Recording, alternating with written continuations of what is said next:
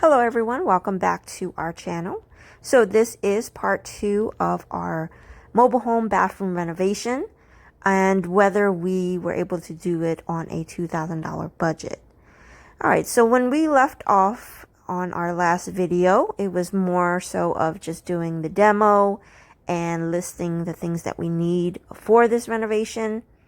And then just to go over a few things as far as what we had to do for our planning and materials that we had to get. So this video is going to be the bulk of the renovations. So we're going to go over the tiling, the electric work, the shiplap, and then any other issues that we came upon when we were renovating. So one of the issues that we had was the previous hole that was up there for the PVC pipe from that old previous wall. Now we try to utilize it to do this new exhaust fan in the bathroom. There was no previous exhaust fan, so that hole was actually used for the PVC pipe to release the air when you're using your shower, and then as far as drainage. So it was an easy fix. However, it was annoying. It was raining. So luckily it did rain for us to see the water coming through that hole and dripping through the exhaust. So I am thankful that it did rain so we could actually see that. And once we saw that, we assessed what was going up on the roof and how we could seal it better.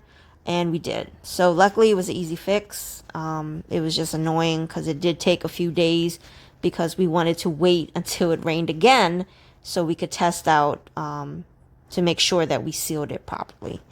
So we did, and then we drywalled it, so we were good to go. So the drywall that we did use is the water resistant drywall. And if you aren't familiar, this is what you want to use in bathrooms. Do not use regular drywall. You know, bathrooms, when you take showers, the steam, the moisture, it's going to cause you issues if you're going to use regular drywall. So I really do recommend you getting a water resistant drywall. It does cost a little bit more, but of course it's worth it when you're putting money into this renovation anyway. So spending, a couple more $100 just to get a proper water resistant drywall is going to be worth it. And you do want to use the mesh tape instead of the regular tape when you're taping and mudding. And that is just to hold it a lot better. Like I said, due to the moisture in the bathroom, you want to go with something that's going to hold and last and not get, moldy or fall apart on you. With the paper tape that you usually use on regular drywall, it won't do for bathrooms. So that is what we used. For the mudding, we did go with our 90-minute mud. And that is really due to us wanting to shorten the time as far as waiting to sand and paint. So we went with the 90-minute mud. But we still let it sit for a day, to be honest, a day or two, just to be sure that it was good to go to sand and all of that, because we did have to do multiple layers, like we always did with our other drywall. We did 3 coats of the mudding, and before we actually sanded. So it did take a few days in between for us doing the layers of mudding and waiting for it to set. As you can see there on the left, there is no drywall, and that is because we're going to put our shiplap on that side of the wall. I did want to add a little texture to the bathroom and not have it feel so cold. And once you see the results, hopefully it will show why I did it that way. I just wanted different textures in the bathroom to make it feel warm and make it feel like nice and spa-like. And as you can see, we didn't put drywall there. There really was no point in putting drywall there since we were going to put shiplap on top of it anyway. So we just put the shiplap on top of the studs. Now, to each their own. If you feel better putting the drywall there first, that's totally up to you. For us, it didn't make sense. So what you're seeing him do here is putting on Red Guard. Red Guard looks just like paint. However, this is waterproofing, water resistant paint to make sure that you're not going to have issues with water or moisture when you're tiling. So you do want to put this on before you tile. And then you want to give it a couple of days to actually set before you start tiling as well. It goes on just like paint. It's very easy to use. And then when it dries, for me, the texture felt like a little more like plastic, if that makes sense, once it dried. So that way your drywall is protected and you don't have to worry about mold and moisture. So now that we did our drywall, and as you could see, we already sanded and painted the walls. I did a gray on the walls and then white on the ceiling. And so now we're going to focus on tiling. Now thinking back at it, I wish I would have actually tiled before I painted. And that was due to, with the mortar and everything, it did get a lot messy. So thinking back to it, we really should have waited to paint, before we did the tiling, because I did end up having to retouch that paint, just to let you guys know. So tiling the bathroom was very interesting. We did go with a longer piece for our tile. So we did go with the white subway tile, just like we did for the kitchen. But you could see these are definitely a lot longer, a lot thicker. So it was very, tedious as far as planning how we were going to lay these tiles. How was they going to stagger, and were we going to go all the way up, or we were going to stop where the nozzle was for the shower head. So there was a lot of planning before we actually attempted to do the tile work. And I didn't want to skip that, but I do want you guys to know that before you do any tile work, make sure that you're planning this very well, because your tile's not going to look good if you're not spaced out well, or if you're not staggering it nicely. That's the key thing, is making sure that you're staggering those tiles nicely so that when you get to the top, it doesn't look like crap. And as always, I do recommend everyone using that laser to level out their tiles. Without that, I have seen other people's tiles in their houses where it did not look straight, and you could tell that they were just layering it on top of, one tile after the other, and not really thinking about how they were going to level out this tile going all the way up to the ceiling.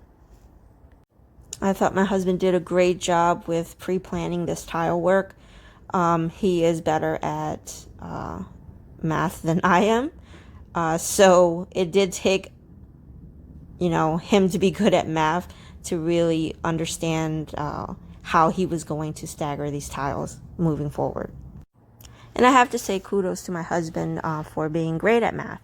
I am not great at math, just to let everyone know. So it did help for him to be very knowledgeable in measurements and how much he's going to need, how much space he's going to need as far as the spacing and the leveling, and is it going to be leveled when he puts it together, when he staggers it. So that does take a lot of pre-planning. I can't say that enough. And I would even say test those first 2 rows out. And if it doesn't work or it doesn't look good, then take it off and fix it. It's good to do it while it's still wet, so you can adjust it, versus, when it's dry and then you're like, oops, it doesn't look right. So that's just, one of the things that you're going to have to deal with when you are tiling on your own. So as you can see, we use spacers for the tile. And then we used these yellow pegs for the leveling. These are very inexpensive. We bought maybe 5, 6 bags of each. You do need them, especially if you're doing a huge wall. And I do recommend these pegs. They're so easy to use. They do level out your tile. So it's very easy to use. You just put it through the white spacers there, and then it just like what it does, it holds the tile in so that it doesn't shift or doesn't move while you're tiling the other tiles. And then when it's drying, it doesn't move as well. And then when it's ready, so we actually waited, I think I waited like 2-3 days, to be honest. I wanted to make sure this tile wasn't going to go anywhere, so I didn't want to touch it for a while. So after 3 days, I just took these pegs out, I took these spacers out, and then I scraped in between the tile too. You want to make sure that you're scraping those mortar, the mortar that's stuck in between the tiles, so that when you grout, it's going to be a nice grout. Save yourself some time and heartache and get a good tool when you're doing the scraping in between the tile. I think when I did the tile in the kitchen, I used like a little butter knife, which was really silly now that I think about it. I saw this at Home Depot, and it had like little teeth on it, and it was specifically for scraping mortar in between tile before you grout.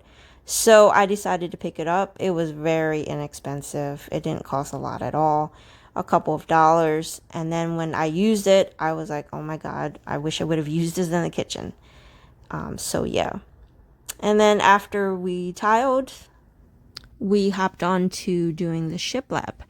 These were days in between. This wasn't like right after we had tiled. We wanted to make sure the tile was good and clean and all of that and grouted before we moved on. So the shiplap was really easy. It really is just about measurements. Just measure out your shiplap, how many you think you will need to go all the way up to the wall. And then you're just nailing it. So it's very simple. And then you can see like those little grooves at the top. So you can layer or stack the shiplap one on top of each other. And as you can see, it looks really nice. We were really, really happy with the results of the tile and the shiplap. So thank you so much for watching our video. We do have one more video to go, and that video will be what we did for the floor and talk more about the cam lights that you see there. And then we will reveal the bathroom. Thank you.